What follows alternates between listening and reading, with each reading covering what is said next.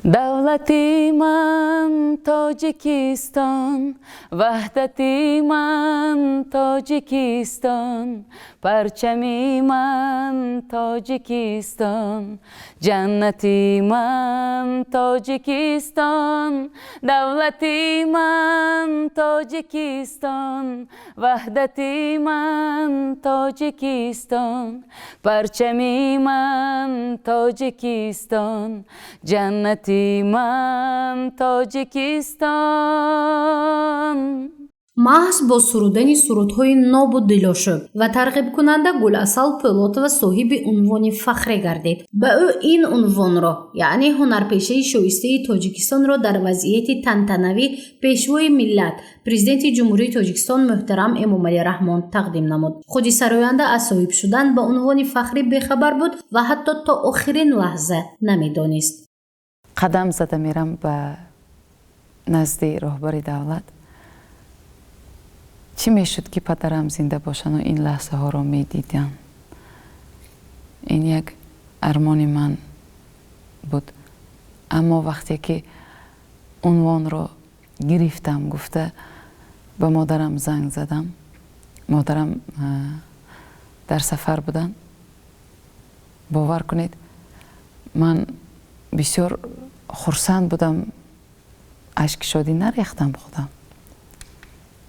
مادر ده با تلفنی گریه کردم.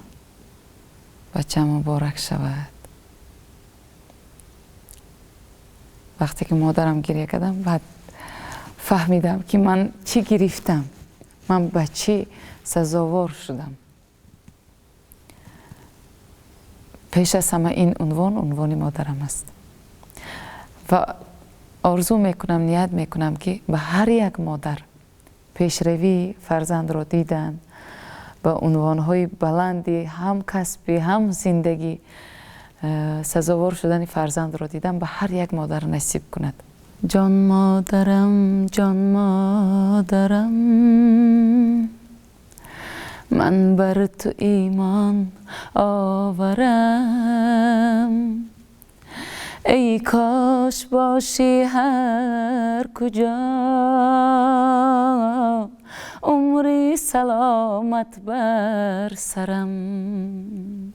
گل‌عسل پولاتова هنری خود را از پدری شادروانش میراث گرفته است، یعنی صنعتکاری برای او مشغولیت و کسب اولادی است. وی میگوید این روز شهامت دخترش را پدری صنعتکارش میدید و افتخار میکرد، اما از آن شکر میکند که مادر در برش است و این عنوان فخری را با زحمت‌های او به دست آورده است. امروز آن را به مادرش هدیه میکند و خود را باز هم در نزد جمعیت و مخلصان و پیش از همه خودش با مسئولیت تر احساس میکند. بعد گرفتن این عنوان بلند البته باز مسئولیت من و فعالیت کارم باز بلندتر است که سرودایی که خوانم فراموش نشونده باشد، تیز نمیرد، دراز عمره باشد آن سرودها. و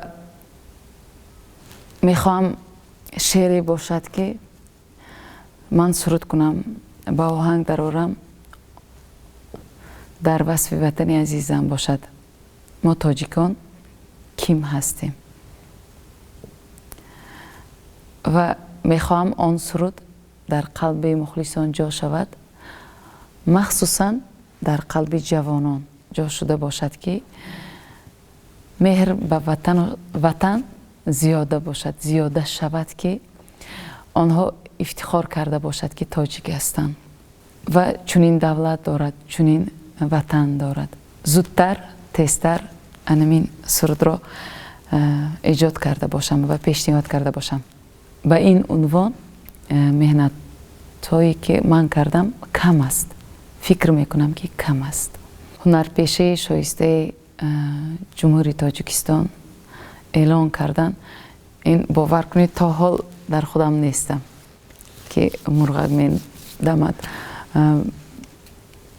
من امروز چند روز گذشته است که من تا حال در احساسات بلند هستم. گلاسال پولوتوا سراینده جوانی تاجیک است. همگی 34 سال دارد ولی علاقه طریق سرود و آهنگهایش در سطح ولایت و حتی کشور محبوبیت خاصی را پیدا کرده است. موضوع ایجادیاتش گوناگون بوده، بیشتر وطن را ترغیب، مادر را احترام و عشق را در آهنگ و سرودهایش زمزمه می کند. برابر اجرای رسالت کسبی همچنین صاحب عائله می باشد و 2 کودک را تربیت و به کمال می رساند. خوشبختانه صاحب 2 فرزند هستم. کلانیم دخترچه، دویمم پسرچه است. البته سن و سال انسان تا به بزرگی می رسد، فکرانی انسان دیگر می شد، آرزوها دیگرگون می شد، نظر به زندگی، نگاه به زندگی دیگر می شد، به اطرافیان دیگر می شد. من می گفتم که پیشتر من زید میشم، صنعت بسیار کسب دشوار است. من نمیمونم که فرزندی من صنعتکار باشد. امروز میگویم که نه.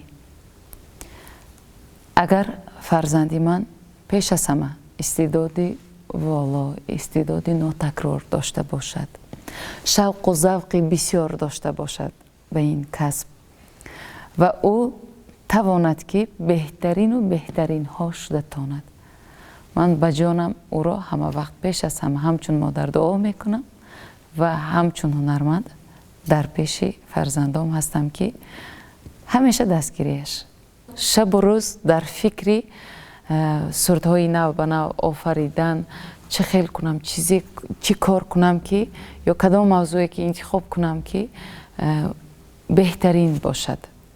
تا امروز در فکر انمی چیز زندگی میکنم. البته غزل سرا مستانه، عالم شود دیوانه، به لذتی گفتارد دنیای دل ویرانه.